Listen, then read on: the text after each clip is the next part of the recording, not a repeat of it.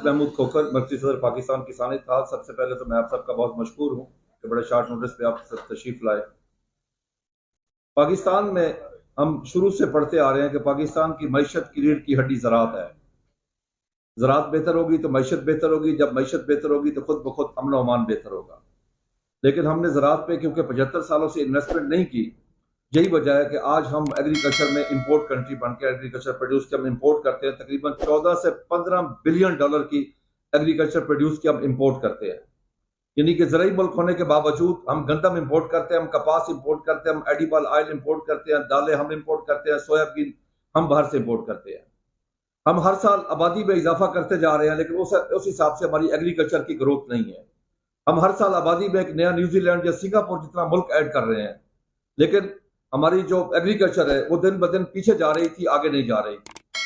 अब आके रियासत ने एक बड़ा अच्छा फैसला किया कि पाक आर्मी ने और हुकूमत वक्त ने मिलकर एक इदारा बनाया लिम्स, उसके अलावा SIFC के पाकिस्तान में जो गैराबाद रकबे उनको आबाद किया जाए और जो छोटे काश्तकार जो काश्तकारी कर रहे हैं उनकी पर एकड़ पैदावार बढ़ाई जाए।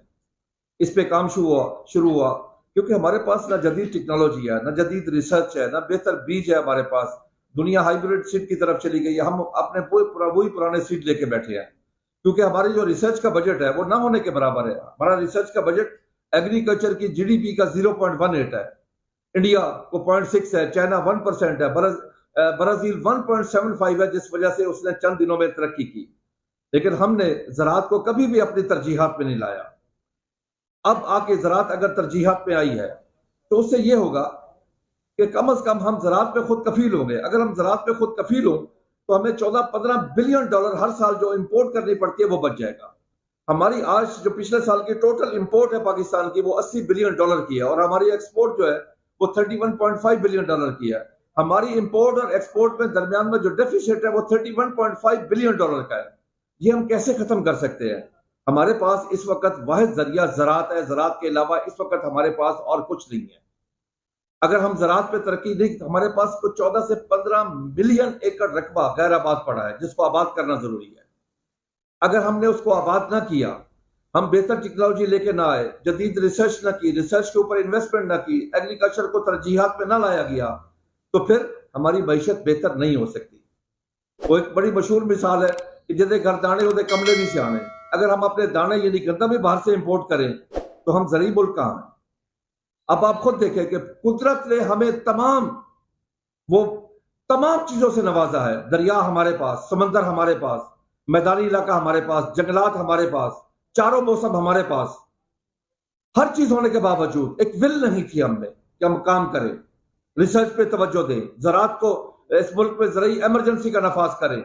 ऐसा हमने ना किया। अब आके वो काम शुरू हुआ। जब वो काम शुरू हुआ कि अब लिम्स का इदारा है, लैंड इंफॉर्मेशन मैनेजमेंट सिस्टम, उससे क्या होगा? एक काश्तकार लाहौर में बैठा हुआ है, उसका रकबा DG खां या रहीम यार खां में है, वो वहां काश्त कर रहा है, वो अपनी पेस्ट काउंटिंग यहां बैठ के उस ऐप के जरिए कर सकता है। वो अपनी जमीन का एनालिसिस करवा सकता है, वो देख सकता है कि मेरी किस एकड़ को पानी चाहिए, किसको नहीं चाहिए। वो यही अपने घर में बैठ के सारा कुछ कर सकता है। अगर हम जदीद तरीके पे जा रहे हैं, जिस तरीके पिरोवाल में एक नया फार्म हमारी पाक आर्मी ने एस्टेब्लिश किया, अगर वहां जा देखें तो लगता यह है कि हम पाकिस्तान में नहीं, हम किसी और मुल्क में आ गए हैं। तो मैं ये समझता हूं कि उन्होंने एक पाकिस्तान में डाइवो आई बस, उसके आने से बाकी सारी बसें ठीक हो गई। अगर एक मॉडल फार्मिंग हो रही है वहां पे उनके अपने रकबे पे, उससे क्या होगा? बाकी लोग आके सीखेंगे। वहां पे लाइनें लगी हुई काश्तकारों की, काश्तकार आके देख रहे हैं कि यहाँ पे क्या हो रहा है। काश्तकार वहां से सीख के जाएंगे। जब जदीद रिसर्च होगी, बेहतर बीज आएगा, तो उसे हर काश्तकार मुस्तफीद होगा, हमारी पर एकड़ पैदावार बढ़ेगी।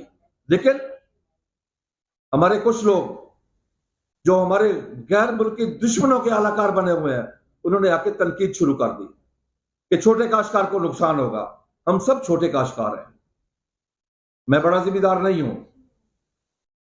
अगर जदीद रिसर्च होगी तो किसको फायदा होगा? अगर बेहतर बीज आएगा किसको फायदा होगा? छोटे काश्तकार को। मैं उनसे पूछता हूं कि कभी उन्होंने छोटे काश्तकार की बात की, उसके मसाइल की कभी बात की? अगर उसको मक्की का रेट सही नहीं मिल रहा, किसने आके टीवी पे बात की है? अगर उसको दूध का रेट नहीं मिलता, किसने आके बात की? अगर फिशरीज की बात, फिश का रेट नहीं मिलता, किसने आके बात की? अगर उसको कपास का रेट नहीं मिला, तो किसने आके बात की? अगर उसको बेहतर बीज नहीं मिला आज तक, किसने आके बात की? कभी छोटे किसान की उन्होंने बात नहीं की। अब हमारे इकोनॉमिक इशू को सोशल इशू बनाने की कोशिश की जा रही है, छोटा काश्तकार बड़ा काश्तकार नहीं, हम सब एक है। हमने ज़राअत के लिए काम करना है, हमने ज़राअत की बात करनी है। और मैं कंडेम करता हूं ऐसे लोगों को जो आज अगर मुल्क तरक्की की राह पे गामजन हो रहा है और वो कहते हैं अभी क्या हुआ, क्या हुआ। मैं भाइयों, मैं आपको बताता चलूं, सिर्फ अल्लाह की जात है, वो कहती है कुन तू हो जा और यकून बस वो हो गया।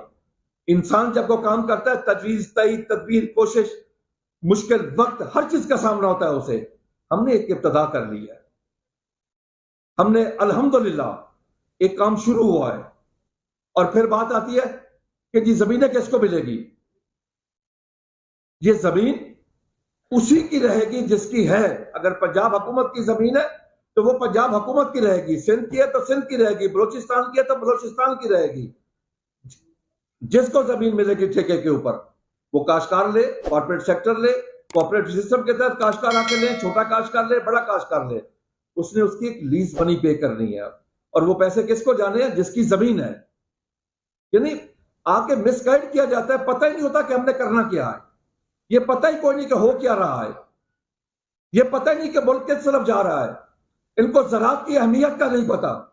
ज़राअत वो है कि जब 9/11 हुआ, पाबंदियां लगी, इस मुल्क को इस ज़राअत ने चलाया। आपने एटमी धमाका किया, पाबंदियां लगी, इस ज़राअत की वजह से ये मुल्क चलता रहा। 17 साल अस्करी इदारों ने जंग लड़ी दहशतगर्दी के खिलाफ, 17 साल कोई भूखा नहीं सोया है ज़राअत की वजह से और किसान की वजह से।